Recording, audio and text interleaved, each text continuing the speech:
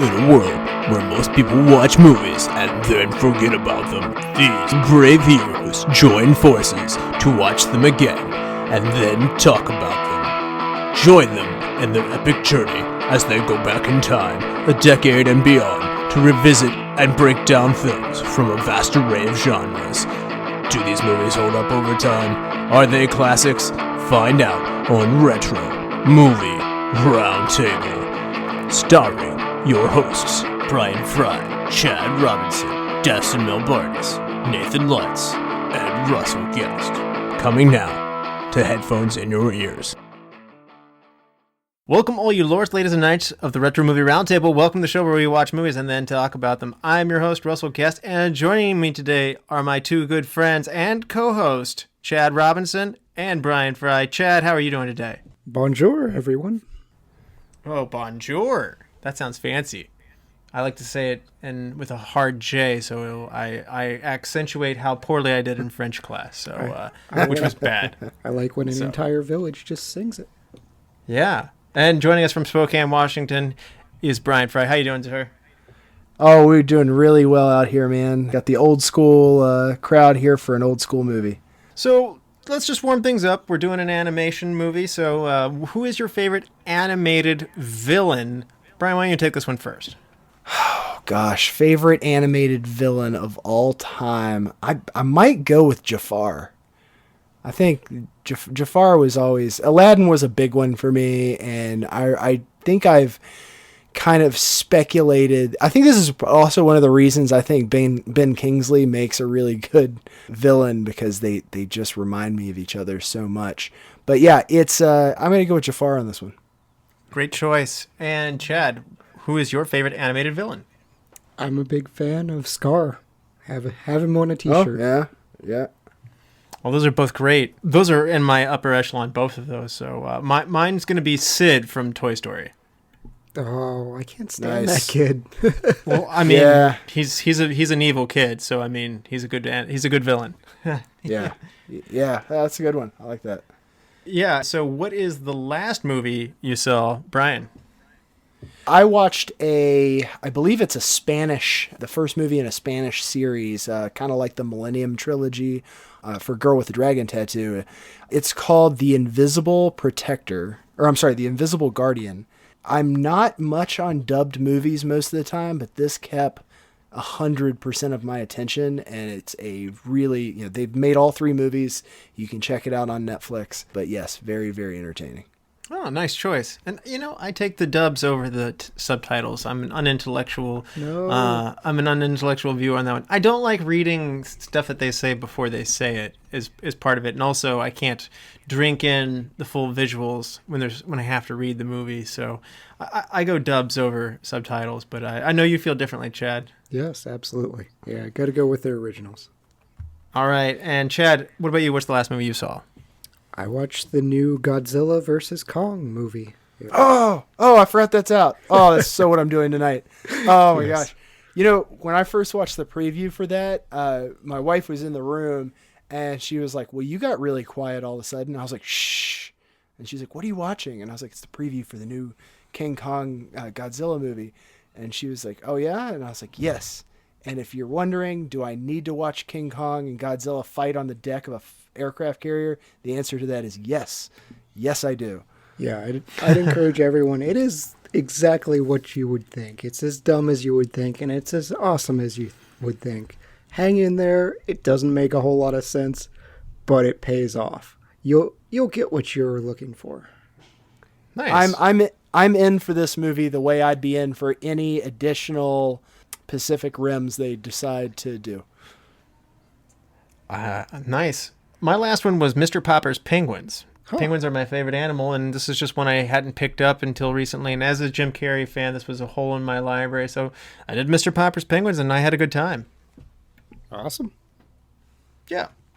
Now, I don't know if this is fair to say, but the penguins are rendered in an off-puttingly real way. I would prefer to have them CGI'd in a cuter, more personable, personified way, but nevertheless, had a good time with that. So you want Happy Feet with Jim Carrey?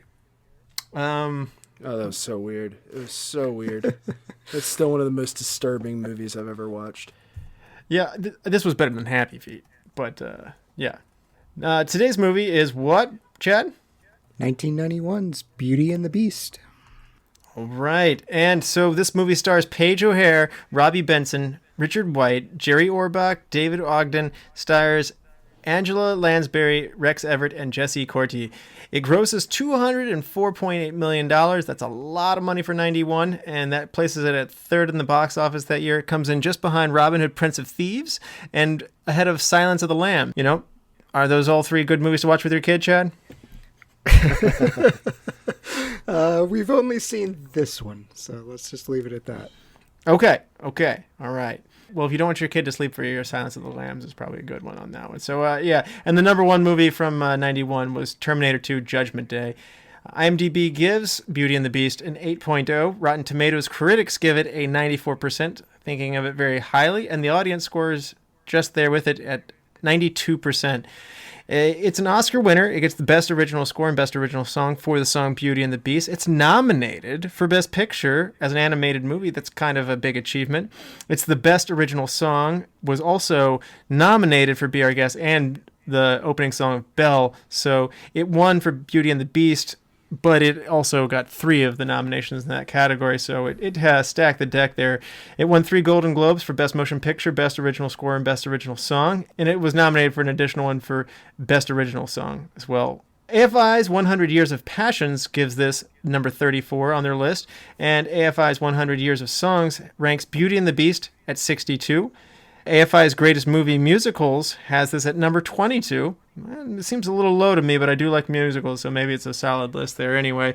Top 10 animated films, though. This puts it at number 7 on the animated films of all time from AFI. So, Chad, had you seen Beauty and the Beast before? If so, what was your background with it? Yes, I saw it very, very early. And Russell's tone is because he knows my wife. This is my wife's favorite movie of all time, so we're a little bold, possibly critiquing her favorite movie, but we're gonna go there. We had just seen it probably within the last year. We've been kind of introducing it to my daughter as well, and she's a big Lightning McQueen Cars fan. It's less stressful than something like this. It's less scary, but she still likes it. That's great. Obviously, you've seen it over the years being your wife's favorite film. How does it deal with returning to it? Does it hold up well? And is it good upon returning to it and studying it closer today? I think I find something new just about every time I've seen it. And it's getting up there on the fact that it may be one of my most watched movies of all time. We probably watch it at least once a year. So, yeah, there's something there, I guess we'll say. Yeah. Yeah, and Bryan, how about you? Now, I know you're not much of a fan of animated, at least children's family flicks. How did this go for you? What was your background with it? So this is the most female-centric Disney movie in my basically triad of this is nearly the perfect children's movie. The 3 I really grew up on heavily was this, Lion King, and Aladdin. And I full disclosure, I listed towards ones that have more of a male-centric person as the primary character. Beauty and the Beast is the outlier because this movie is stunning. I mean, even going back and rewatching it, and it's been years. I mean, there's a chance I haven't watched this since the 90s. And I still sat there just in awe of this film. Every person that had a hand in this, every character voice actor, the songwriters, the direction. I mean, this is what makes Disney magical. Yep. And so that's high praise. And I'm right there with you. I saw this when it came out in theaters. And I saw it again because I had the benefit of going to seeing the New York Broadway performance of Beauty and the Beast. And that came out when I was in junior high. And honestly, that rekindled my love of it then because it's really good on stage. And so I went back and revisited the movie. And even in an age where you're not really appreciating these things as much, as a teenage boy, I I did continue to have enthusiasm for it. So it's been a little while since I've returned to it, and I watched the live action one when it came out. It was really solid too, and I enjoyed it. So, no matter what iteration of this that comes out, I'm really enjoying it, and it's holding up really well at every decade of my life, and it's one of those ones that I've returned to, and it's holding up very well for me too. So I'm with you guys. I think this was every bit of deserving for its Best Picture nomination. In fact, I might have lobbied for it to have won that year. So without any further ado, there will be spoilers that lie ahead, so we will come back and spoil this movie. So if you haven't seen 1991's Beauty and the Beast, do yourself a favor, watch it, and we'll be back after these messages. Welcome to the Flashback Flicks Retro Movie Podcast. I'm Ricky. I'm Grayson. And every week we review a movie from the past and reflect on things we missed, things we loved, and things we want to see again. Yeah, because we believe any movie worth watching is worth watching again. So if you like films, friendship, and a lot of callbacks, I mean, just so many callbacks, then subscribe on Apple Podcasts, YouTube, or wherever RSS feeds go for like-minded movie-loving individuals. Like you. What happens when two modern film fans go back and rewatch all the old classic films from yesteryear to see if they hold up? You get the Classic Film Jerks podcast. Find the Classic Film Jerks podcast on all the major platforms. Okay, we're back, and if this is your final warning, there will be spoilers that lie ahead. Now, Chad, for those who haven't seen Beauty and the Beast since 1991, do you want to refresh people's memory? Absolutely. So bonjour, everybody. Our fairy tale today is about a woman named Belle who lives in a small French village. She has a tough time fitting in because she enjoys reading and dreaming of adventure instead of a daily grind of provincial life. She's pursued by the hunky but egotistical Gaston, along with his faithful sidekick LeFou. Belle's eccentric father Maurice gets lost in the woods on the way to showing off his latest invention and winds up in an enchanted castle. He's quickly imprisoned by a massive creature called the Beast. Belle tracks down the castle and offers to take Maurice's place, and the Beast agrees. Turns out the castle is under an enchantress's curse, and all the souls inside have been transformed into household objects unless the former prince, now the Beast, can find true love by his 21st birthday. It's a rough start by Belle and the Beast, but eventually they begin to develop feelings for each other, spurred on by Lumiere the candelabra and Cogsworth the clock. Maurice falls ill and Belle is released to go care for him. Gaston, however, is still plotting and decides to imprison Maurice for being a lunatic to leverage Belle into marrying him. Belle attempts to prove Maurice isn't crazy, so she shows the crowd a magic mirror that proves the Beast exists. This only enrages the villagers. They come to the conclusion they can't really have a massive creature casually abducting citizens, so, led by Gaston, they storm the Beast's castle. The Beast triumphs over Gaston, but is mortally wounded. Belle confesses her love to the Beast as he lays dying, and suddenly the spell is broken with a kiss. The Beast is revealed to be a prince, and all the residents return to their human form, and they all lived happily ever after. All right. Great recap. And so, Brian, this movie is coming in off the heels of Little Mermaid, which was a return for Disney going back to the world of fantasy and fairy tales. They had started many, many, many years ago with Snow White and Cinderella, and they really got away from that in the 70s and 80s, and they returned to it here in the 90s. How do you like the story, and is this a good thing for Disney to take those old literary fantasy elements? Do you like that? Absolutely. I mean, this is what Disney does. This is their bread and butter. I can say as a 36-year-old now that this movie is just as magical as it was when I first saw it in 91. Yeah. Now, Chad, what do you think of the story of Beauty and the Beast? It's a little more nuanced and more complex than a lot of animated movies. It's not just simply love at first sight. Yeah, they even start with that, kind of alluding to it. Belle's reading a book that's about her. If you pause the movie, in the book, there's a caricature of Belle in the corner of her book where the theme is don't judge a book by its cover. She's talking about it. And that's what this movie becomes. There's a song called Something There That I Didn't See Before. That's actually my wife's favorite song. Yeah, Disney had been trying to make this movie since Snow White. They tried in the 30s. They got beaten to the punch. There was a Beauty and the Beast in 1946. It's based off of a fairy tale. It's a very different movie. Kept trying in the 50s. This was a passion project that Walt Disney wanted to see done, and they just couldn't figure out how. And it really took a good director and a new direction for this film, along with amazing music, to get this done properly. Yeah, and I'm glad they waited because, to your point, this is the right music to go with it. I think every bit as much as it is an animated movie, it's one of those things where I stopped one day and I realized I'm a huge fan of musicals.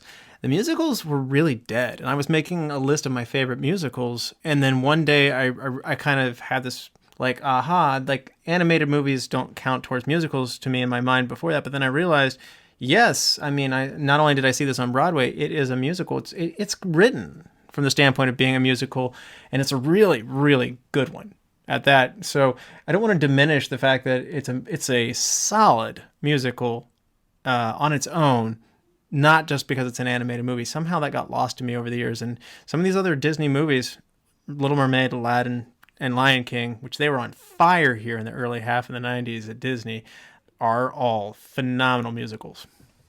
Yeah, this was the golden age of Disney. It's where they've kind of remade themselves, and now they make a ton of money. Well, now they have Marvel and Star Wars and everything else, but this allowed them to survive the periods that they later were trying out with, like Atlantis, and we covered Emperor's New Groove. We like Emperor's New Groove. It didn't really work out. It wasn't a moneymaker. Hercules. Those middling films that kind of get lost until Pixar gets picked up. Hunchback, no Pocahontas. Yeah. And I'll cop to this, like Russell kind of said earlier. I have not previously made a real point to check out big name animated or otherwise Pixar or, regular animation films. And it's not because I have any particularly set against them. It's not something that I, factor in time for. Now with a 9-month-old daughter, I'm sure that will change drastically, and the things I have and haven't seen. But I do think that Disney and Pixar lost some of their magic post-2000. The last movie that I really saw and enjoyed while I was still seeing those kind of movies was Lilo and Stitch. And I'll even admit, and I love that movie, I'll even admit that if you put Lilo and Stitch up against any of these heyday Disney movies, I mean, it doesn't come close. Oh, I agree. That's my favorite one of all time. But I hear you. It's a different type of movie. But Disney kind of has recaptured their mojo. They've had a string of really good hits that I recommend every time I can. Tangled is the Tale of Rapunzel. It's excellent. Original Story of Princess and the Frog. Man, that's good. And it's more like 90s Disney. And Moana. That is a well-done movie, and it's a lot of fun. I'm always playing from behind on these, so I have catch up to do, much like Bryan. So, well, I've got a caveat. I realized that I accidentally was in a position where I watched Brave when it came out, and I really did enjoy that one too. Yeah. Now, let's look at the character of Belle here. She's cool in that she's a smart, intelligent, avid reading princess, or not princess, but she is a. Thanks, Frankie, foreshadowing. Yeah. She fits into her town very poorly. She's an outcast because everybody's just kind of busy with their humdrum life, and she is this intellectual who aspires and hungers for adventure and for bigger things. Bryan, as somebody who loves reading, I'm sure this resonates with you as well. Oh yeah, I think the first song in this, like, oh man, she's reading, and I'm like, yep. Shame on those people who read. They could be doing so much else. How dare you focusing read? On the gorgeous Gaston. But I will say I did get a little bit of a chuckle this most recent watch to prepare for this show. I kept going back to Chris Hemsworth in Cabin in the Woods, and I just wanted Gaston to grab a book out of her basket and he goes, "Who showed you these?" So I will say that the pop culture I have watched since then definitely crept up into some Mystery Science Theater worthy humor as I was watching it this go around. But yeah, man, I mean, this is something I want my daughter watching because I want her interested in that. I mean, I want her toting books around all the time. I want that to be her first go-to for her entertainment, not just, flip the TV on and I mean, sure, she can watch movies and stuff like this, but I want her to enjoy reading in her life. Yeah. And also, Belle's pretty cool in that she right off the bat does not fall for Gaston's handsome good looks that most of the women in town seem to be swooning over. And she's able to see something deeper and connect with Beast. And so she's a pretty cool character from that standpoint, especially a female-driven character. And that's ahead of its time in that regard for this movie as well. She's a lot of first in the Disney canon. She's the first brown-haired princess. Is that so? First hazel-eyed. Wait a minute, Snow White has brown hair? Or... Snow White has black hair. Well, she's a brunette. She is not. She is a raven hair. But okay. Yeah, and I want to hear you two discuss the finer points of raven versus brunette. Yeah, it's they're not the same. They're not the same, but hazel eyes, but her defining characteristic, all the princesses that come before her, pretty much the defining characteristic of them is they're kind.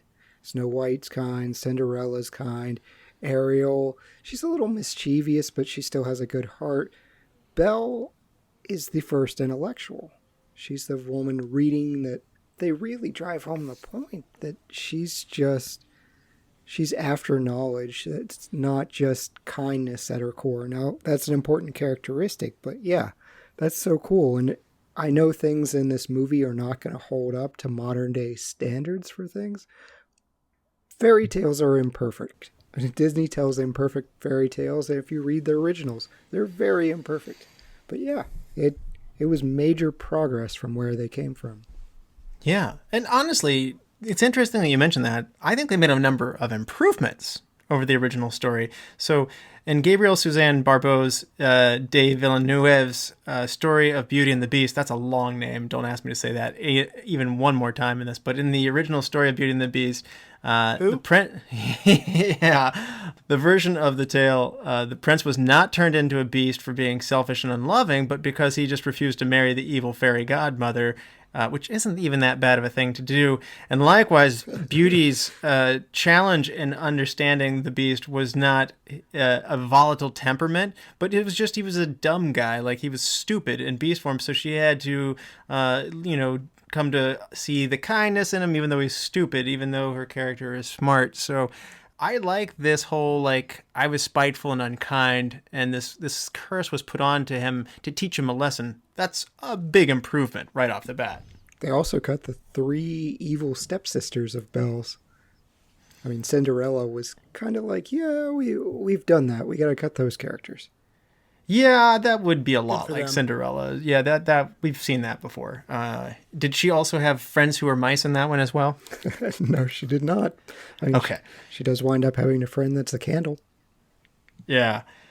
And Belle's love of reading is just meant to be a sign of great intelligence. And it's the whole premise is don't judge a book by its cover. And I think that kind of comes through in this. And that is a good nod and connection to the source material, but it elevates it, and it's done, I would say, better here than it is in the original story. So, and another sad thing would be the character Gaston is not in the original fairy tale at all, and rather there was another antagonist, Avenant, who was in love with Belle, and he tried to kill Beast upon learning she loved him, and he loses his life in the process. I'm not sure if that's so much a name change, but I just feel like they did so much more with the Gaston character. Man, I love Gaston. The Disney Parks guy that dresses up as Gaston just loves his life too. If you ever go to YouTube, check out the videos, the people doing that character. They'll just do ridiculous push-up contests and just can be an arrogant jerk to all these little kids. Seems like a dream come true. Yeah, Brian, do you like this villain character that we have in Gaston? I mean, as much as you can like a villain, I suppose, he definitely doesn't rank on my top villains or anything like that, just because he's pretty dumb. I mean, it's rough how stupid he is.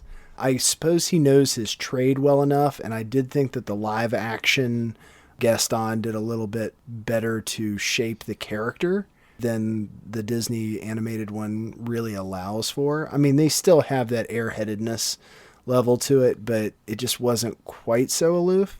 And yeah, I don't know. It just, I don't think I ever really feared Gaston as a child the way that like a Jafar or Scar or even Ursula, you know, where you're just man.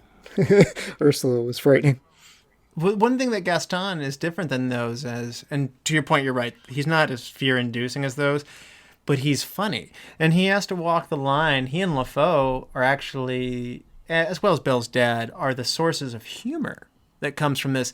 And to do both of being your antagonist, but also be a comedic relief, that's actually a tough line to walk. And I think they do it really well because he makes me laugh by how, like you said, how vain and how stupid and vapid he is. But also, at the same time, he is a formidable physical opponent when it comes time to getting into a fight.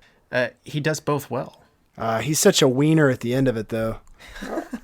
He's my second favorite villain. I love his song.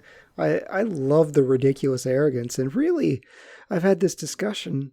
Given the information he had of, hey, there's some giant monstrosity in the forest just kidnapping people at will, I kind of feel like he came to a logical conclusion of, let's take this mob and torch his castle. Like, that's the information he had. But also before doing that, I'm going to make sure that I commit Belle's dad so that she's forced into marrying me, just for good measure, too. Well, listen, nobody's All right, perfect. wait. All right, there are two things that I feel like really need to be addressed here. One of them I was planning on bringing up anyway, but the other one, is what you just brought up here. They very conveniently left out the part where both of them were trespassing. Okay, so Yes. if we're really going to get legal about this, he's not just abducting people at will. He said, hey, you broke into my house. You heard it here, people. If you break into Brian's house in Spokane, he will put you in a cell. However, he will let In the you dungeon. exchange the intruder's place for the daughter's place. So he's going to be reasonable about it. So, So there's that. And then I just want to say that the real villain of this movie, and this is something that's incensed me for a little while, but the real villain of this movie is the Enchantress. It's not Gaston. Because what witch bitch-witches the staff? That's some evil stuff, guys. Like, Chip, you're telling me that the maid's young son needs to go down with the master?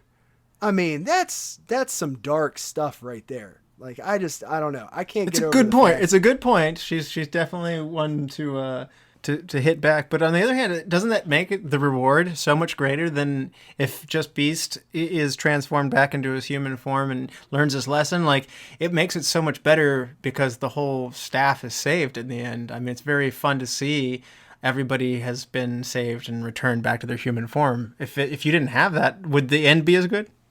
No, I hear you, but I'm saying, how does the whole staff not then kill him for blank number of years of incarceration as tableware? You're right. They do have a pretty good attitude towards him. I think they more fear him, but you're right. Sure. I mean, I don't know. That is really the twist of this whole thing, that as an adult looking back at a children's movie where I would never have gotten that level before, and having worked in the service industry, for most of my life, I'm like, oh my God, you're going to say your boss sucks, so I'm going to punish all of you, basically worse than him, because he already doesn't love anybody, which I'm assuming the staff is part of the people he doesn't love. So he was probably a real, anyway. And we're going to go ahead and punish you. Not only do you have to stay with him forever because you're now furniture, but you have to hang all of your hopes on life on a woman falling in love with a beast. I just think that's like, it's such a damning thing. Wow, Bryan has turned into Randall from Clerks. You know what never sat well with me in Return of the Jedi? All those independent contractors were blown up too. I don't know. I feel for these people now. And Chip makes it worse because he's so cute. And you're like, you did this to a child. Like, what's wrong with you? I feel like the word enchantress kind of infers that she's not a nice person. Are there nice enchantresses? I don't know. It's a good point. Hey, you know, if we want to go into these minor technicalities, one of the things that kind of got to me is in the prologue, the rose states that the rose will bloom until the prince is 21. And later, Lumiere mentions that they've been waiting for 10 years, rusting. So this enchantress, in addition to being extra mean about vexing the whole staff or cursing the whole staff, she curses an 11-year-old boy. Yeah, they did change that in the live action. They actually changed the line to "we've been rusting for years" instead of 10 years, and they cut the 21st birthday entirely out. So that's one thing the live action got right. They actually did change that in a special edition too. I think it was like 2002. Yeah. You could just take out 21 part, like you said, and you're fine. 10 years is a good long wait, so I'm okay with that. But I was sitting there going like, so you're mad at him, he wouldn't marry you or take you in at 11 because, I mean, you should have all of your manners completely wired into you by that point, to the point where you should curse somebody and their whole staff for that matter. And let it, yeah, I mean, that's prime stranger danger age, so you need to be like, no crazy homeless lady who just walked into my place. I don't know you. You can't come in my house. I'm going to go Kevin McAllister and set up some booby traps for you. Right. She's lucky she didn't get a paint can to the face. He was 11 and he had no parents anywhere. 11-year-old orphan. By the way, there was some good enchanted Home Alone action. I loved it when the staff or all the enchanted items in the castle totally took it to the townspeople who were an angry mob coming into the storm. That was remarkably rewarding, and I could have done with even more of that. That was just fun. The chest of drawers going ham on the guy was great.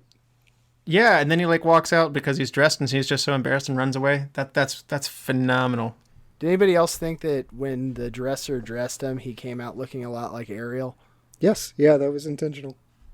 Oh, okay. I actually did not catch that, but that's very funny. Now, we haven't actually talked about the Beast. Actually, this movie kind of has two protagonists, which is another one of the reasons I say this makes it a more challenging Disney movie than many of the other ones. It's Beauty and the Beast. We actually are introduced to him first, and he's actually the character who changes the most. He's the one who has the greatest transformational change. Belle is already, we meet her and she has all these good qualities. I can't really say that she learns her lessons so much as Beast does. And he's a really interesting part of this too. So he's not just some piece of Prince eye candy like The Little Mermaid had the year prior. Not to knock that movie. That's a good movie too. Yeah, he's not exactly Prince Eric in his niceness or anything like that. It's interesting. His name, it's not in the movie, but it winds up being Prince Adam, is what the Disney gave to him. Oh. He's an interesting character, and I always kind of commiserate, because my wife initially wanted to have some theme of Beauty and the Beast for our wedding, and I rejected it because by definition I would have been the Beast, and that's not cool. She can be Beauty, that's fine, beautiful, but the Beast is the temperamental cranky guy who just wants to be left alone, and I commiserate with that, who kind of needs someone to soften his rough edges down and make him pause and think before he just yells at strangers or imprisons them. Not that I'm. Hey, if I get candlestick hands, I'm actually down for this idea. So I mean, Bryan, do you want to dress as a giant clock? No, but it did make me think of. I would have called you Flava Flav if you did.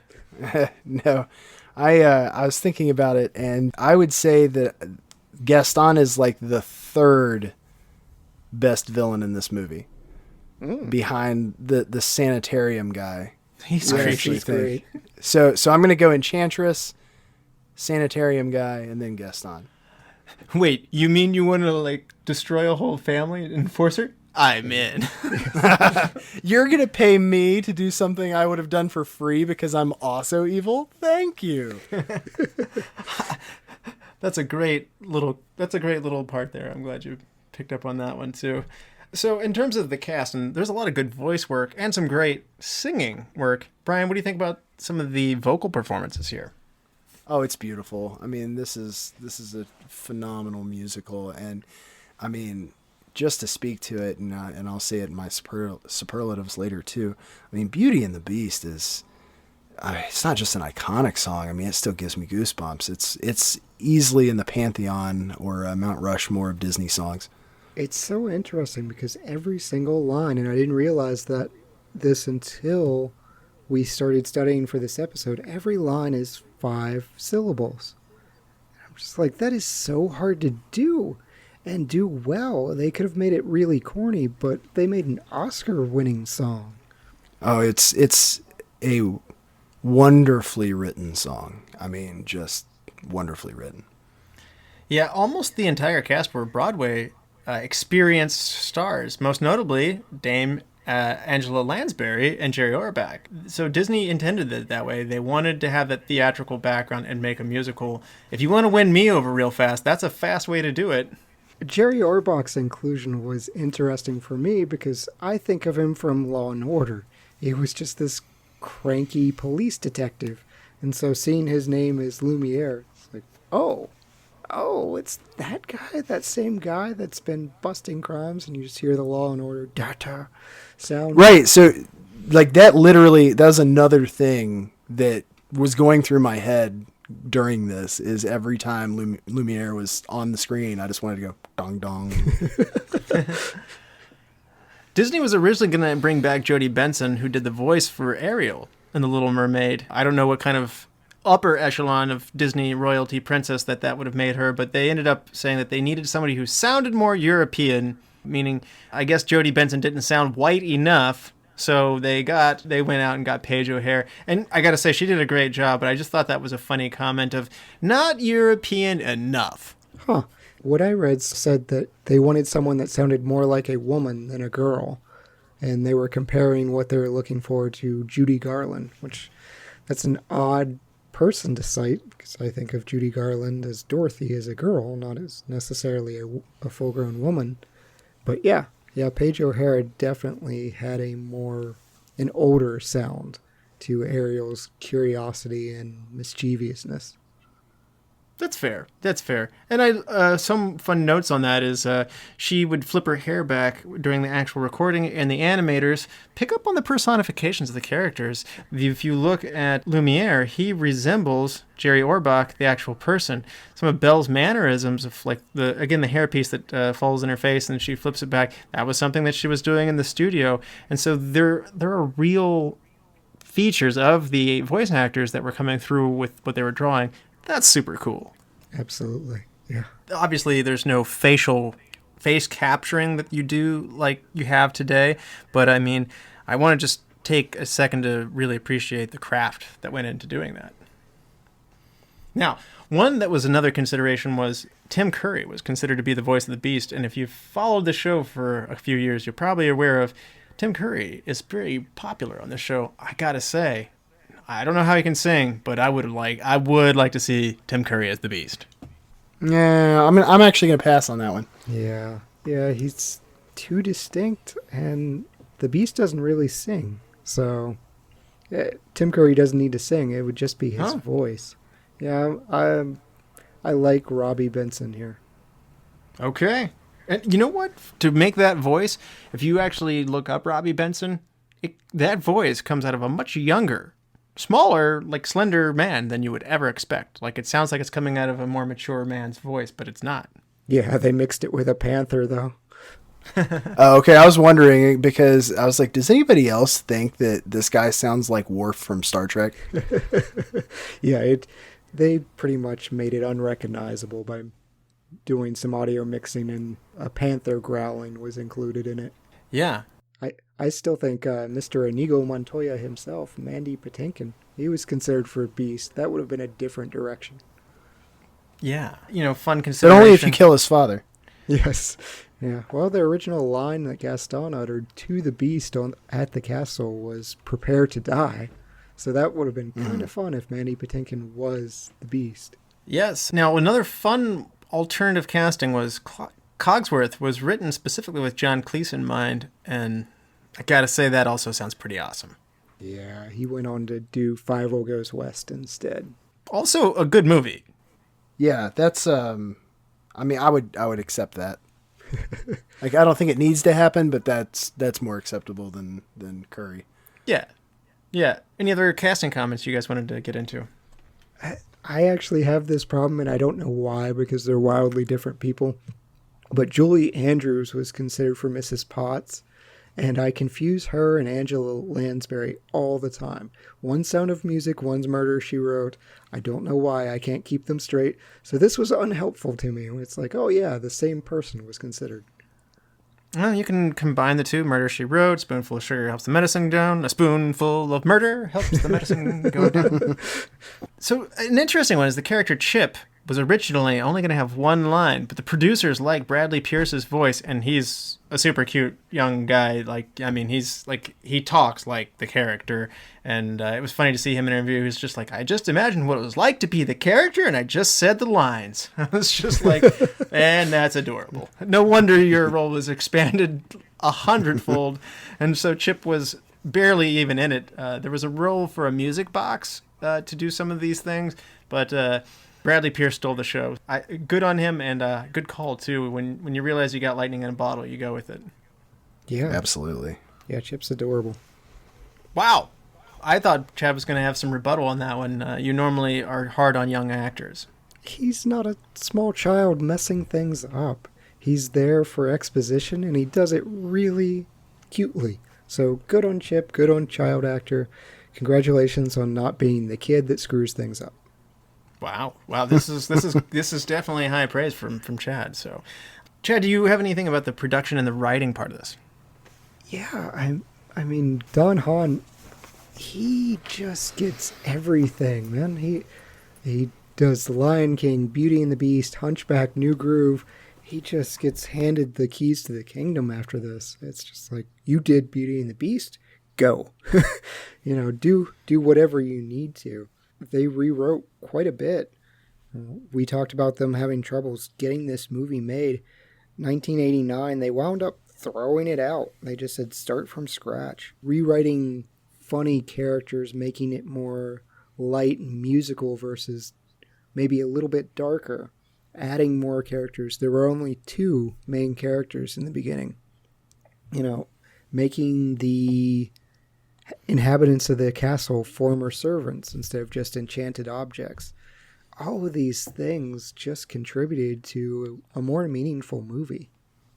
Yeah, and the composer Alan Menken and Howard Ashman were very responsible for not pursuing a more faithful, darker direct adaptation of the French fairy tale, and to doing this, which is more of a musical approach. And normally I'd say, yeah, sure, go stick to the source material, but they exceeded it here. This is the highest form of it, to my knowledge. And in fairness, I haven't seen the also acclaimed 40s version that you did mention earlier, Chad.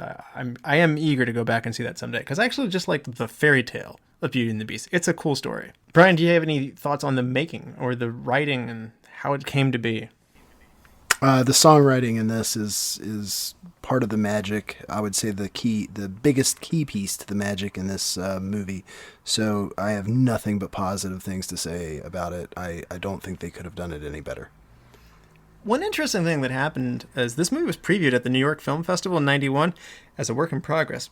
Disney had never done this before. 70% of the movie was animated in full color, and the other 30% was just consisted of story reel, really rough pencil sketches, not even shaded in, like kind of line work. And it hit so well with the audience, even then it received a standing ovation, which, by the way, this is a hard to satisfy crowd. So even before it came out, they kind of knew they had something special at this point. Yeah. Yeah. Even the composer, and I'm sure we'll talk about this a little bit later, he knew that what he had was special, and he was unfortunately very, very ill during the production of this. But yeah, when asked about the music, he said, we have something great. Yeah. And you're talking about Howard Ashman? Yes. Yeah. This is this his final work, Chad? Parts of his work get included in Aladdin. it was finished by someone else. But yes, he passed away 8 months before Beauty and the Beast was actually released. Yeah, it's a heck of a way to go out. You got some of the greatest work in your career there at the end there. So too bad that he wasn't around to get to see the full enjoyment of it. So also Aladdin's pretty awesome too. So whatever he gave to that, thank you for that too. Yeah, he did a ton. There's a great documentary on Disney Plus. It's just called Howard. Check it out. He's a very special, talented individual. Yeah, if I'm not mistaken, not only did he do the lyrics, but also as a producer of those, like he came up with the idea of turning the staff into the enchanted objects and into the living creatures with all those unique personalities. To Brian's point, this is what they do so well. Disney makes nice little companion characters that never feel tacked on, and they feel like they're integrated part of it. They're memorable characters that you like, and they can be talking animals like Flounder and Sebastian. They can be enchanted elements like Cogsworth and like Lumiere are in this and Mrs. Potts, and they can just be other jungle animals like Timon and Pumbaa. But I mean, or they could be even inanimate objects like a flying carpet. But they just have an amazing ability to keep coming up with all these wonderful characters, and this is no doubt another iteration of, as Brian put out, Disney doing what Disney does. These are wonderful inventions that Ashman helped get into the movie. Yeah, he was definitely responsible for a lot. We look at the director. I look at Gary Trousdale and Kirk Wise. Disney does this with a lot of their movies. They take their artists who work on stories, they take their writers, and they promote them. They let them be producers, directors, things like that. Gary Trousdale had worked on stories. He was a writer for Little Mermaid and Oliver and Company. Beauty and the Beast was his first job. So he hits it pretty big, but then I feel bad for him. It starts going downhill from there. He gets Hunchback, which I still think is a good movie. Then it's Atlantis. Then it's like a Madagascar Christmas special. And then... Ouch. Oh, then they send him to TV. It gets worse. Shrek the Halls and Scared Shrekless. Yeah. So yeah, he does get back to the big screen with 2014's Rocky and Bullwinkle, but you're right. He falls out fast. Hunchback was not well received, and he didn't do another movie for another 5 years. So, and Kirk Wise, to your point, rides all of that roller coaster with him, at least in the beginning with Hunchback and Atlantis as well. So, But he does go on to do Spirited Away, which I've not seen, but I hear good things about. But then 18 years later, Bobbleheads, the movie. So yeah. Not getting enough credit for directing masterpieces in the 90s. Yeah, so am I wrong in saying Howard Ashman's probably the big ingredient here, and these young, unexperienced directors who kind of don't recapture the magic again? Do we want to attribute more of this to Ashman? I think so, yeah. I mean, these people, what they're doing, like I said, they're being brought up from storyboard artists, writers, things like that, rather than, you're bringing in the Spielbergs or you're bringing in the Camerons, things like that. You are just bringing people without the experience, and so they're relying on seeing it done before and kind of flying by the seat of their pants, and it just takes a very, very talented crew to make that work. And they did this all on a short schedule, so I will give everyone involved in this. Usually Disney's cycles are 4 years. This was 2 years. So this and The Lion King. The Lion King had so much issues getting it storyboarded and drawn and animated, particularly that Stampede sequence, that what they accomplished in 2 years is incredible. Yeah. Now, Brian, do you like the world that they establish here, that in terms of the French setting and the castle that they're drawing and the provincial town? Like, do you like the locations and the sets that they're building? I think that, yes, early answer is yes. I do want to give kudos to the live action for kind of filling in some question marks. Again, this is stuff that adults, come up with. It's nothing that a 9-year-old boy would have said, hey, how come they don't know this giant castle's out there in the scary woods? So I do give kudos that they did fill some of those holes in with the live action. But I mean, it's trying to go from a child's perspective. I mean, this is exactly it. It's the bright and sunny town where everyone lives. And then, dad gets lost in the scary woods that happens to have this, enormous, seemingly somewhat abandoned castle. You don't know. And then that's where this beast lives. So, I mean, they did paint a very vivid picture of light to darkness. And that's what, that's what kids are getting out of this. That's what their minds are processing. So yes, I think they did a good job. Yeah, and not to turn it into a live action discussion, they added some nice musical numbers, and there was some allusion to what happened to Belle's mother and that. And I think that for anybody who's seen the original animated movie, which I should totally say you should do first, you're right. There's a nice little sense of like when you buy like a greatest hits album, sometimes the artist will put one or two new tracks on there to kind of incentivize you to buy an otherwise compilation of songs that you probably already have. Credit to Disney for doing that. I think they've probably been hitting us over the head too hard with live action remakes, but I think Beauty and the Beast one was done well, and they gave you enough new, and to see some of those characters brought to human life was worth it. So I'm with you, Brian. I think nice way of just a little more. But I mean, this is a tight movie. They do not drag their heels. They're in and they're out. And I don't know if that's for children's attention spans, but I mean, even with music, the whole thing is not. This isn't a long movie. Well, I will say with the song Human Again, that was released in one of the special editions for the animated. It was a cut song from the original Beauty and the Beast, and it does wind up on a special edition prior to the live action. But yeah, they did add one additional song to the live action that wasn't present in the originals. I did not realize that was originally cut there, so that's an interesting add there. I thought you'd be all about the set design and the location. Man, the castle has so many neat touches. The paintings on the wall, the Rembrandts and Goyas that aren't finished, all the little grotesques, the gargoyles and things like that.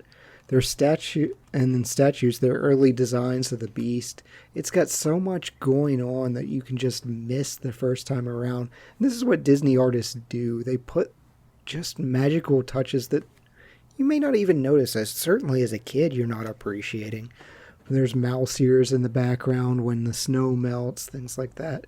They just have fun with it. Yeah, I gotta hand them credit from the moment you meet the provincial town that they're in, does it have a name? It does not. I just like this generic provincial town that they're in. It's very rich. To Chad's point, you notice all these little things, and they're each time that you see it. I love the scary woods in between the castle and the town. It's actually quite scary.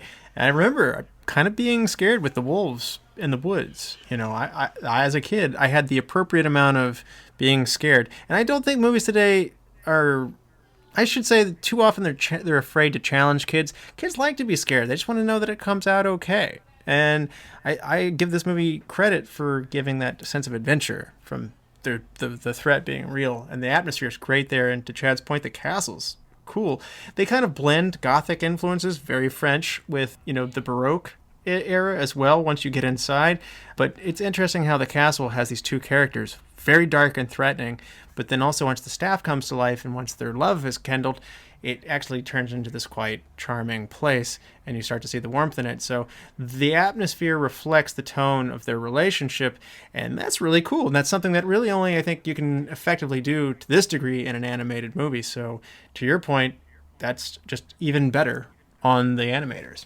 Yeah, they had to have fun. There was so much. The garden scene with the stars, it's stunning. Yeah. Did you like the stained glass introduction? They just hit you over the head real fast with some exposition. They don't show you the background story. Brian, did you like the stained glass intro with the fun instrumental music? I shouldn't say fun. Yes, and I like that as a tool. I think that's a really inventive way to introduce kind of the pre-story on this. I've seen other shows and movies that do somewhat similar stuff, and I'm always just really impressed by how they come up with certain things. Another thing, it doesn't give you any story, and there's no story basis to it, but if you get a chance, watch the intro to the show Black Sails. It's another thing that's just wow, that is the visually interesting way to, I don't want to say Game of Thrones kicked it off. We're having these big visuals that pertain to the show in their entry music, but it is something that I enjoy seeing done, and this is definitely up that alley. Definitely. Yeah, this was used as a device, again, to make this seem like a book. It's a once upon a time story opening, and we are just focused on books. They keep reappearing. We have the Beast's Library. We have Belle introduced with her nose in a book and an entire song about it. So this is just one more touch to reinforce, hey, we're telling you something from a storybook. So as we look into the character design or the animation in this, it's really cool how they kind of created Beast. They created him out of a hybrid of other... So Glenn Keane, the supervising animator on Beast, created his own hybrid of very Earth-like animals. He wanted it to feel like it was something of this Earth, but also something you haven't seen before. So he took influences from lions with the mane on Beast. He took buffalo horns and tusks and the nose is like off of a boar, and there were heavily muscled brows of a gorilla and legs of a tail of a wolf. And and the bulky body of a bear. It's just one of those interesting things where an artist can take all of these things, not just one or two of these things. This is like Greek mythology if you get into it, like a centaur or like a griffin. It's really cool to see that he created something that hasn't been created before. And you're right, it does feel like this is believable. This could be a creature, but it also has a sense of awe to it. So major applause, because he did exactly what he set out to do. It was the first sighting of man-bear pig. Half man, half bear, half Excelsior! Yes. Chad, are there any character design elements that really jump out at you? Everything, really. Belle's gown is iconic, the yellow dress, but even her apron, it's meant to conjure up images of Dorothy. You talked about Beast, the uniform's great, but the stuff like the tassels on the dog ottoman or Mrs. Potts' hat, Maurice's socks are mismatched. It's kind of to show his eccentricity. There's so much cool design. We've talked about Belle being hazel-eyed or brown-haired and the first there. Yeah, they did a lot of just Disney touches to this. Yeah, they really did. Bryan, any of those like characteristic things that you were really relishing in? There's so many details to appreciate. I would say that going back to Chad's point about all the stuff going on in the castle, I don't think I ever really gave it an appropriate appraisal during early watches. Now, this is the first time I'm getting back to it in a while, but after I watched that YouTube documentary, I really went out to focus on, really absorbing Castle. And the other thing I'll say on this is I even enjoyed reading the comments on inaccuracies based on location and time frame, like whether someone's wearing trousers or not or something like that. Not because I like seeing, oh, look, they messed up here, because I like knowing the history on what and why. So I even enjoyed going through and just being like, hey, baguettes weren't around back then, or it's in the wrong location for that type of bread, or something like that. I find that kind of thing fascinating to the point where I want movies to make those kinds of mistakes because I learn more. Sacre bleu! No baguettes? Maurice's socks are mismatched, and his wild and eccentric hair and his glasses and the fact that he puts a barrel on and then has cartoon, like Looney Tune like underwear.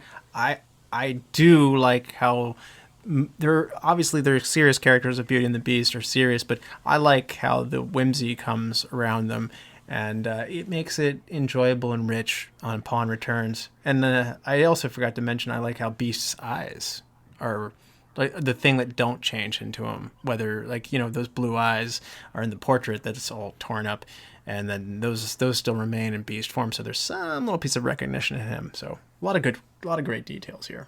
Yeah, that's a great point. Absolutely. Bryan, is there anything in terms of the animation of how it got made that you want to call out in terms of maybe special effects and these kinds of things? Just hats off to the people who have the patience for this sort of thing. it astounds me. You know, you think about how many different drawings these folks make, then, you know, just to do it over again with, you know, less sketch, more defined lines, the coloring. I mean, this is so much work goes into this. And if we didn't have people who are able to do that, you know, who have that kind of fortitude to really, you know, in enjoyment of it, it seems like horribly tedious work to me. And I just hats off to them for being able to do it. It's an interesting time for movies. We're kind of at the apex of doing it by hand. Disney had almost, you know, a century built up of techniques that they've gotten better and better at, and also you're at the dawn of this new one of the computer coming in. And this movie is not very computer driven. The only time that they really use it in this is to do the ballroom scene, which does have some amazing sweeps and whatnot. So you start to see some moments of technology entering the creation process, and it's an interesting, pivotal time. Obviously, most animated movies are purely computer generated now, and I feel like they're going to get better and grow with time too. But it's nice to see this is kind of the culmination of an entire era of a way of making movies, and it's a beautiful movie for that reason. Yeah, 43 animators worked on this, so kudos to them. There were some interesting, because of time constraints, like the ballroom dance part was a retrace of Cinderella's dance with the prince. And like the transformational smoke for the beast was a recall of the Black Cauldron. They used the smoke from the Black Cauldron and just put it in this movie. They were out of time and basically said, hey, this is really hard to do. We're just going to do it this way. It's easier. It worked well. I didn't see the smoke and go like, that's Black Cauldron smoke. I think enough people aren't familiar with Black Cauldron that they were pretty safe. I would like to go back and do that one again, actually. I liked that as a kid. Yeah. Now, we should have blocked out more time for this one, but let's talk about some of the songs on here. Brian, what do you think about Belle, the opening number, Funny Girl? I mean, not to get into like a ranking kind of thing, I would say that that's probably my second or third favorite song in the movie. Really, you know, there are songs that are made to kind of elicit humor, and then there are songs that are, you know, the ones that really touch your heart. This is probably somewhere in between those two places, and that's not to call it filler or anything like that, just that I think every Disney movie has that one song, and then occasionally there are ones that have like two songs that are really, really strong. So yeah, I mean, it's up there, but it's not like my, you know, favorite. Oh, I really like this one because it's the first vocalized number in it, and they tell you so much about Belle in such a short period of time up front. And to Ashman's credit, these lyrics convey a lot of plot in the actual songs. And they move things along, but give you interesting as well as detailed pieces of information. And I think Belle is one of the best songs that does that. I don't know about Chad. Any thoughts from you? Yeah, it's a very expository song, and it's been stuck in my head all week.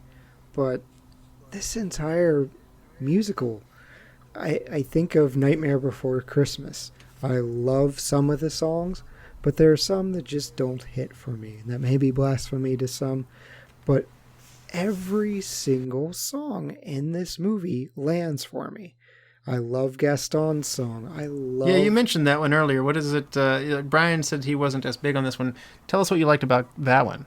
It's just so bombastic, and the hunting lodge is a great scenic location for it. I love his lines of he's roughly the size of a barge, and it's just this tavern drinking song. It's awesome, and it's the exact song someone as vain as him would sing of, hey, now I eat 5 dozen eggs and I'm just the best person ever. And you've got, they're actually called the Bimbettes in the background just swooning over him, and LeFou is just trying to cheer up his buddy, who's clearly the only way to cheer him up is to hold a mirror up to him. So they make this number bigger on the Broadway performance. They expand it and even enjoy it more. And it's such a big, it's funny. Like you said, like whether it be like antlers and all my decorating, or every last inch of me is covered with hair. Isn't that awesome? And so, I mean, I think it's a very funny song.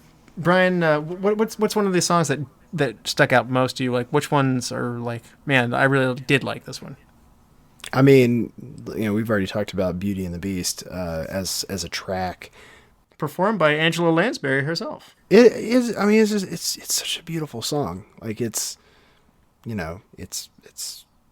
the song. Have you listened to the Celine Dion version of this? That was the pop version that they released for the radio and whatnot. No, I think I would hate that out of hand. I'm not like everything you just said right there. Like my body shunned away from. So it is good. I'll give it that. It is good. Yeah, okay. But the Angela Lansbury didn't want to sing that song. She asked for someone else to do it. She didn't think Mrs. Potts should sing it. And Disney does this. You'll see it in Aladdin with the genie in Robin Williams, and that didn't end well. But they'll tell someone something. They'll be like, well, why don't you just record it as a backup? We won't use it. We'll get someone else. And so they only did one take of it with Angela Lansbury, and that's what they used. It's impressive. I mean, it's so wonderfully done and wonderfully sang, and from the character of Mrs. Potts. And knowing Angela Lansbury, I'm sure you've watched A Murder, She Wrote at some point in time, but that motherly way that she has about her to sing that, presumably because she's been caring for this beast, but caring for this guy for his entire life. And I think that she holds the wish for him that, that love is a possibility for him. And that's what the song conveys. That's the warmth that comes out of her singing it. Could someone sing it, with a, really stunning voice? Not to say Lansbury's isn't, just, I'm saying, could you get somebody else? Absolutely. Might there be someone who, does a, I'm blanking on the chick's name from Frozen, but, has a voice that scale?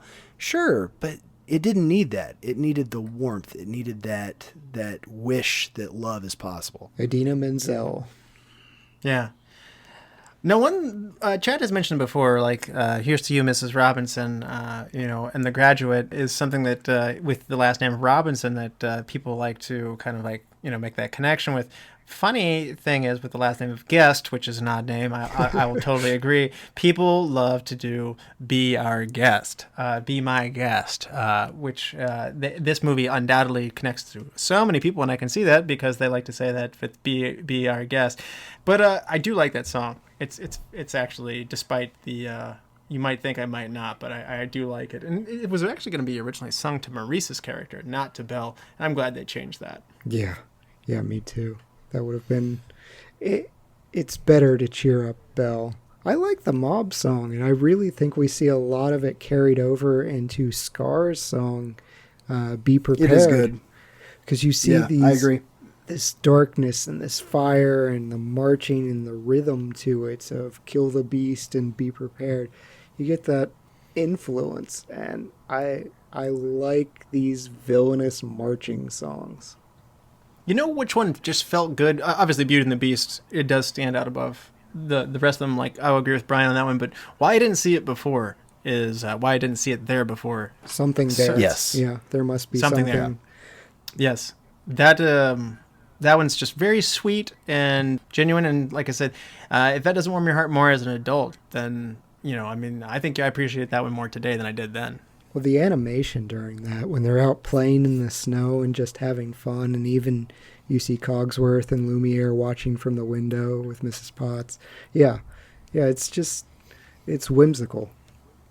And the score, too. The music that goes with these lyrics. We're talking about the vocals, but I just want to hand it to them. Even from the very get-go with those stained glass windows, they set the mood. Every time it brings in the brightness, the happiness, the sentimentality, the sadness. And they make you take the emotional roller coaster to a 10 every step of the way with the orchestration of it as well. Agreed. You guys ready to hand out some awards? Absolutely. Let's do it. Bryan, who's your MVP? My MVP for this is the songwriters. Absolutely gorgeous music. I wouldn't have done anything differently. So Howard Ashman and Alan Menken. Yep. Yeah, that's my choice as well. They take a great movie and make it legendary. I looked it up. There's only 5 minutes in this movie that doesn't have any music going on whatsoever. And especially Howard Ashman turning the enchanted objects into living creatures with personalities. Man, they're my MVP as well. Yeah, and I'm going to make it a straight flush on this one. It's Alan Menken and Howard Ashman, particularly Howard Ashman on this one. So great choices. Best supporting, Bryan. I'm going to go with Jerry Orbach here. I think Lumiere really makes this movie. He's a key piece. He's a non-main character key piece. Chad? Great pick, by the way. Yes. Chad, who's your best supporting? Richard White's Gaston. He's my most entertaining character, and I just love scenes with his ridiculous vanity. Yeah. You know, somehow I hate Gaston so much, and I've told Chad this before, but I have this connection to Tom Brady and Gaston's character, like this character that everybody seems to love, awesome. And he's this handsome guy, and I just hate him. And somehow I wish you could rewrite this song for Gaston to Tom Brady. The syllables don't work out very well, but I see Gaston and I think Tom Brady. He's got the best lines. The most beautiful girl in town. That makes her the best. And don't I deserve the best? Yes. Yeah. So instead of slamming some raw fish down with his muddy boots, it's his 7 Super Bowl rings and his cleats. So, I bet he does sing that to Giselle every night. No one gets touchdowns like Tom. No. So my best supporting, I'm going to go with Bryan on this one. I'm going to go with Jerry Orbach as well. The French accent, the transformational character, it's just great voice work here. Love it. The personalities that come through with the actual animations is all the better. So Jerry Orbach gets it from me. Hidden gem, Bryan. My hidden gem on this is most of the voice actors that did primary parts in this movie are all over my childhood favorite cartoons. So I was going through each one individually, and I saw accolades for Gargoyles, Darkwing Duck, G.I. Joe. I even realized that the guy who does the voice of LeFou is the cop in the diner in Gone in 60 Seconds, where he goes, tell Detective Castlebeck he won't believe who just walked in. And I was like, that's a thing. Wow. Yeah. So very spread out over all the creators then. Yes. Yeah. All right. And Chad, how about you? Who's your hidden gem? We talked about my guy briefly, but Tony Jay's Monsieur Dark. He's the asylum warden, and he's just sinister, and the way he delivers the line, I love it, to Gaston's plan is fantastic. That's a great pick there. I actually expected Bryan to go that route. I wonder if the guild of sanitarium directors were upset. It's like, why are we always the bad guy? I want to help people. And so my hidden gem is going to be the trio of blonde women swooning over Gaston throughout the movie. Yeah, the Bimbettes, as they're credited as being. They are hilarious. They're vapid, airheaded blonde women who are just kind of don't have much going on upstairs, and they all are swooning over him. It's just like, what's wrong with her? He's gorgeous. And I thought they were so funny. So they made me laugh. Recast, Bryan. I really wanted to cop out on this one and say nothing, but instead of that, I want an ad cast, not a recast. I would have liked to have heard maybe the voice of Patrick Stewart being Mrs. Potts' husband, and maybe he could be like a beer stein. Mr. Potts, nice. I like it. Yeah. You can't go wrong with Patrick Stewart. Yeah, I'm for it. Right? I mean, just, another British voice actress to go side by side with her, makes her not a single mom. I don't know. And then, a teapot and a beer stein. I was tinkering with it, while we were talking, and I was like, that'd be cute. It's not a Disney movie if everyone isn't missing at least one parent. That's true. That's true. Recast, Chad. Yeah, I wanted to push as well. I guess if I have to, knowing John Cleese was up for Cogsworth, I can't just not pick John Cleese. So bring him in. Wow, you stole mine. I had a very hard time, and I do not want to take anything away from David Ogden Stiers. But yes, Right. when you say John Cleese, I just think so highly of him. I was like, well, I can't say no to John Cleese on that one. So, best shot, Brian. This is gonna just be a cascade of Beauty and the Beast pieces. Best shot for me was the staircase as they're coming down, her in the gold dress, and then Lansbury starts the song. I think that's probably the most iconic shot for me. Great choice. Yeah. Chad. Kind of similar, but the ballroom dance, it starts from the vaulted ceiling and it spins all the way down to just give you this wide, I'd say wide shot, but there's no camera, but this wide angle view of the ballroom and the characters involved dancing. It's gorgeous. Yep, that's mine as well. And they had to do this with computers for the first time, and they were breaking new grounds. Actually, they had done some of this on The Rescuers Down Under, but this is the second time they're using it, and they're definitely elevating it to a new level, and clearly it got more impact out of it. I don't know how many people cherish The Rescuers Down Under, no knock to that movie, but this is in a magical Disney moment. So you really feel like you're in the space, and it's really good animation work here. So just rotating down from that vaulted ceiling through the chandelier, sweeping around them. They said that they couldn't really do that with conventional drawing. You can zoom, you can pan. They have like these glass plates they can push up and down. They can do so many things, but that sweeping feel is not something they had the confidence in being able to do without taking it to the computers. And so they're breaking new grounds in doing it this way. And just want to point out, so you get, like, I'm with Chad 100%, but I also want to give it a lot of credit for its technical achievement at this point in time. See, I thought for sure you'd choose an architecture shot. There were some great shots as their Belle's being led to her room the first time. You really zoom out on the castle and see a lot. Yes. I mean, there's a lot of great choices. I like the canyon when Gaston falls into it as well. Oh. That elongated perspective of, again, very fantasy-like and stuff. And it's hard to pick just one, but the woods were truly great, I got to say. Best scene, Brian. Best scene for me is going to be the panning around them as they're dancing in the Beauty and the Beast sequence. Sorry, I told you I was going to be harping on this a lot, this movie. No, that's a fantastic scene, and it's moving. I mean, I think part of the issue with me growing up, and I think we've all addressed this, we were all guys that were trying not to feel, and it's just like, this is a girl's movie. But it's a sweet, moving scene. You don't go back to the playground the next day and say, like, it was really awesome, but, I mean, it's undeniably good. It's one of those things where, it's got all the feels, and, you're not human if you don't like it. So I don't think you have to cash in too many guy points to say that, no, it's good. It's also happy feels. You know what I mean? Like, I talk to so many people that are like, oh, I love this book. It hit me right in the feels. They both die at the end, and it's beautiful. And da-da. I'm like, all right, no, that's depressing. Like, I'll take the feels. Just make them happy feels. It doesn't have to be sorrow.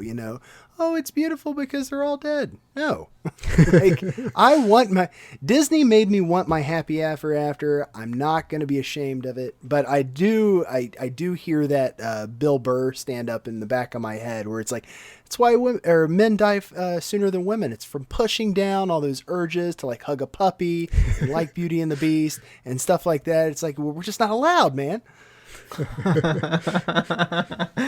That's so good coming from him too. Chad, was this your best scene as well? You know what? I tried really, really hard not to pick a certain scene. I tried to find something with Gaston and just not be me. It's probably still reverting back to this lizard brain, male brain that I have. But how do you not pick Be Our Guest? To me, it's pure Disney magic. It's conjuring up the best of Fantasia. It's this fever dream of wonder, and I just lose myself in it. And I tried. I can't. It's Be Our Guest. No, it's a great choice. And honestly, I would say on the Broadway performance, the spectacle of this one is at its greatest. The sincerity to Brian's point, is there during the dancing scene. But on Broadway, when you leave, like, this is the number that, like, you really recall. So your choice of that is not as crazy as it sounds by any means. So it's a good one. It's a spectacle. So I'm going to go with a different one just for variety's sake, because I think I'm kind of in Brian's camp. But I'm going to give a nod to the fight between Beast and Gaston as the townspeople are rioting in there at the same time. It's a whole lot of fun. It's a really good climax of the movie. I like how when Belle comes back, that's the power that Beast needs to, because he doesn't see any point in going on. It's okay if you tear me down and hang me and stuff me on your wall, because what have I got to go on for? And when she comes back, her returning is what motivates him to fight and to, stand his ground. And, Gaston, slips off. And I think it was interesting that, Gaston was actually going to be saying it's time to die in there, but they backed off of that being too strong for Disney, and they softened it. Still, even Disneyfying it, it's still an exciting climax. Yeah, he's screaming, "Belle will be mine."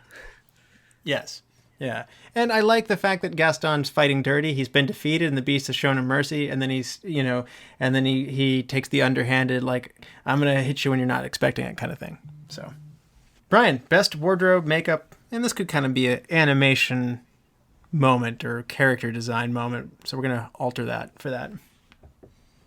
I mean, it's got to be, if you're going to go with wardrobe, it's got to be Belle's dress, the yellow one specifically. But like to Chad's point, her normal garb to start the movie is Belle. I mean, you have the Princess Belle look too, but it's fairly definitive in terms of her various looks. I'm getting flashbacks to our How to Lose a Guy in 10 Days episode where I wound up picking the yellow dress scene. Oh, yeah. Yeah, Chad has a thing for yellow dresses. Yeah. It looks great on Kate Hudson. Looks great here, too. But for me, I still chuckle every time they're trying to dress up the Beast for his date, and he has ribbons in his mane. It makes me laugh, and it shakes out his fur, and it poofs out like, when I bathe our cats unwisely. But it's just great. And it's another fun Disney moment. Yeah, I had a 2-horse race between Lumiere and Cogsworth, but just the personification of a clock at Cogsworth gives me this one. The hands make a mustache, his door. I like it when Maurice comes in and starts tinkering around with him, and, he feels like he's being violated and like having his shirt lifted up, and he's like, I really liked the personification of so many of the characters, but I think Cogsworth is probably the best of them. Yeah, he's great too. I do like Lumiere constantly putting his hands out, like the fire, having to get that out. He was great too, and that was my other consideration. Yes, they do a lot of fun things with a character that has no feet, and he has these candelabras for his hands and whatnot. So 2-horse race for me on those ones. Change one thing, Brian. I mean, what can you really change in this? I mean, what is really something that you can point out and say, oh, it'd be worth it to redo this? If there are actually songs or even if it's rough animation chunks that they took out of this movie, I would happily watch those, spliced in.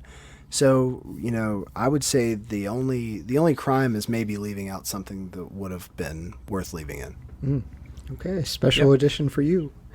Yes. Chad, change one thing. We talked about it. There's that weird issue with the timing.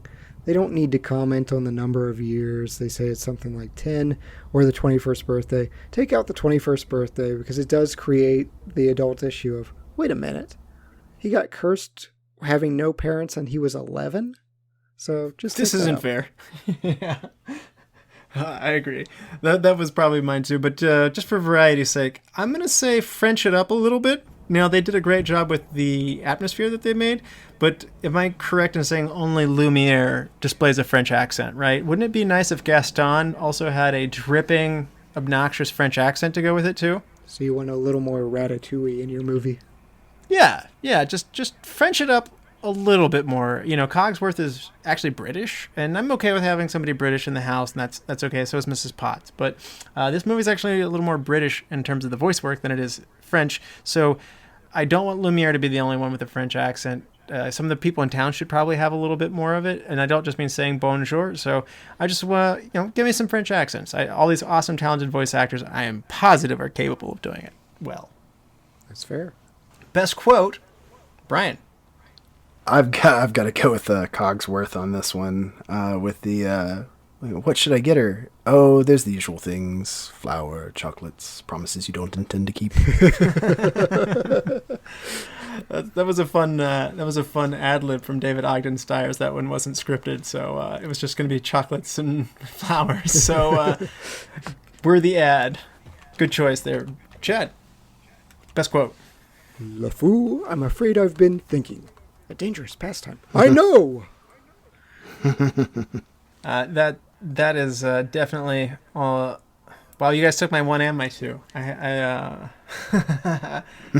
normally come prepared with a backup just in case, and you guys have snatched them both up, so I'm caught a little off guard. Chad, do you have a runner-up for me?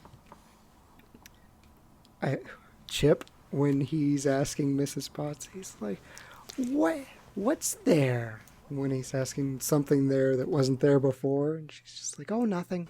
I'll tell you when you're older, dear. Yes. Oh, that is a good one. Yeah, it's just sweet that he doesn't understand anything. Oh, the mortician. Oh, sorry, not the mortician. Just for variety's sake, I will go ahead and give another nod to the sanitarium guys as well. Like, I love it. So evil. Yes. All right, it's the climax here. We're coming to the end. On a 5-star scale, what would you rate 1991's Beauty and the Beast, Bryan? I gave it a full 5. Wow. All right. Now, Chad, this is the question. Will you be allowed back in your household this evening? On a 5-star scale, what do you give Beauty and the Beast? Yeah, I'm not saying this just because my wife is standing over me giving me a look. 5 stars. Yeah, it's a top 5. It's a 10. It's a 10. Yes. Love the reference. 10. Yeah. Top 5 all time in the animated category for me. Love it. Great choice, and this hasn't happened too often in the show's history, so this is entering a very elite couple of movies. This is going to get a 5-star from me as well. Clean sweep. Yes. I've got to admit, I just want to admit something real quick, that I almost wish one of us had hated this movie, because I want to hear someone try to bash this movie. Oh, they go into I feel like the Stockholm Syndrome stuff. I guess. I feel like, all joking about the Enchantress, aside, like, this is almost a perfect movie. It's just such a beautiful film, and to have any real... I'd have a hard time. You'd have to really convince me of any real criticism for it. The only way that I could see someone coming and saying mean things about this are if they put on their alpha male macho pants and are like, oh, this is a girls movie, and oh, I gotta go watch Die Hard and get a palate cleanser off of this. So that's the only way I could see someone coming away with. Yeah. But even if you came with that, that's not saying anything negative about the movie. You can, if someone said, this is just not my thing, I don't enjoy these things, that's fine, because you're not really assailing the movie. I'm saying if someone actually had a bone to pick with this film, I just don't think it's there. So I would love to see someone kind of try to contrive reasons to slam this movie, because it is one of those things that when you say, this, alpha male or male idea that you can't like things like this or something like that, it's so hard to even, try to go that route, because it's such a lovely film. I think you're just being obstinate. It's like kicking a dog. It's like kicking a dog. It's just wrong.